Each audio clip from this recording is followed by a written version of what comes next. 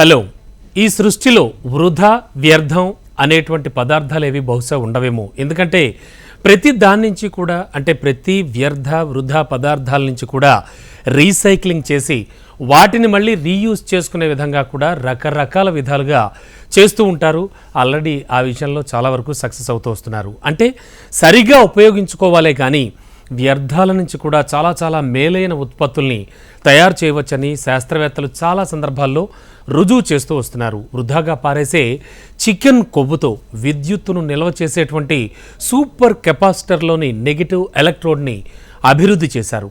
ఇదొక అద్భుతమైన పనితీరును కనబరచడం మొదలుపెట్టింది. ఈ పరిజ్ఞానం వల్ల పర్యావరణానికి చాలా చాలా మేలు జరుగుతోంది. మరి హరిత ఇంధన నిల్వ కూడా చాలా చౌకలో చేపట్టవచ్చని వాళ్ళు నిరూపించారు.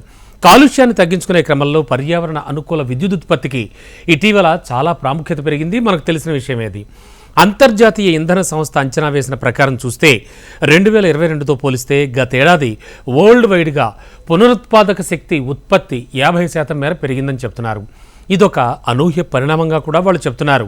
ఇలా హరిత విధానాల్లో ఉత్పత్తి అయ్యేటువంటి మిగులు విద్యుత్తును నిల్వ చేయగలిగితేనే ప్రపంచానికి అసలైన లబ్ధి చేకూరుతుంది. అది మనకు కూడా తెలుసు.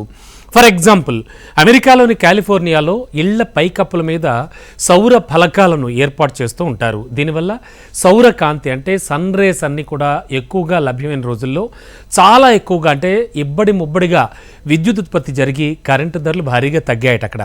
మరి ఈ నేపథ్యంలో హరిత విధానాల్లో ఉత్పత్తి అయినటువంటి విద్యుత్తును నిల్వ చేసుకోగలిగితే కెపాసిటర్లకు అలా నిల్వ చేసే కెపాసిటర్లకు చాలా చాలా డిమాండ్ పెరిగింది. మరి వేస్ట్ పదార్థాలుగా వ్యర్థాలుగా పారేసే పదార్థాలతో అతి తక్కువ ఖర్చుతో హరిత పద్ధతులు అది కూడా సూపర్ కెపాసిటర్లను తయారు చేసే విధానాలను అభివృద్ధి చేయాలని దక్షిణ కొరియాలోని యూన్నాన్ అనేటువంటి విశ్వవిద్యాలయ శాస్త్రవేత్తలు నిర్ణయం తీసుకున్నారు.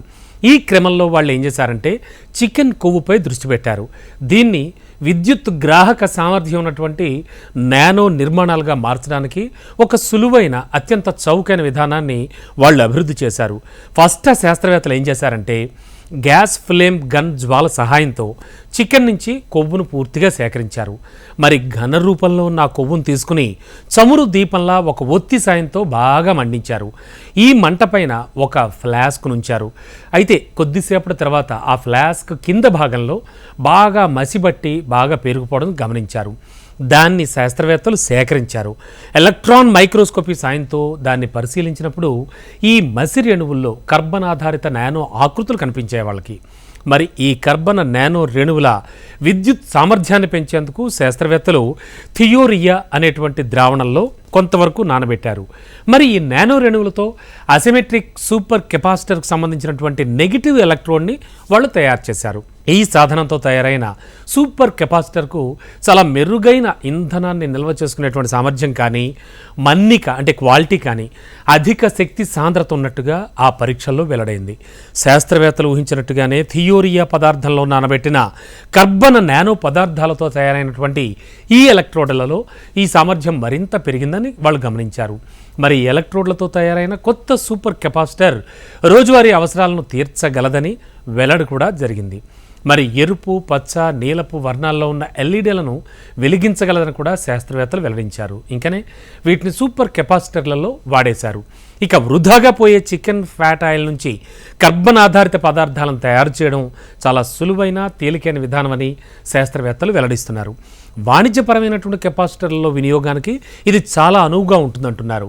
చాలా చౌకైన ఒక రకంగా రివల్యూషనరీ ఒక విప్లవాత్మకమైన ఇంధన నిల్వ సాధనాల ఉత్పత్తికి మార్గం సుగమమవుతుందని వాళ్ళు చెప్పడం జరిగింది. చికెన్ వ్యర్థాల నుంచి కూడా ఖచ్చితంగా సరికొత్త ప్రయోగాలతో మానవ మేధస్సును ఉపయోగించి సరికొత్త పునరుత్పాదక శక్తిని కూడా సృష్టిస్తున్నారు. మళ్ళీ దాన్ని ఖచ్చితంగా మానవ మనుగడకు అవసరమైనటువంటి కొన్ని కెపాసిటర్లలో అలాగే వాటికి సంబంధించి కూడా వీళ్ళు చేసిన ప్రయోగాలు అయితే సక్సెస్ అయ్యాయని చెప్పవచ్చు.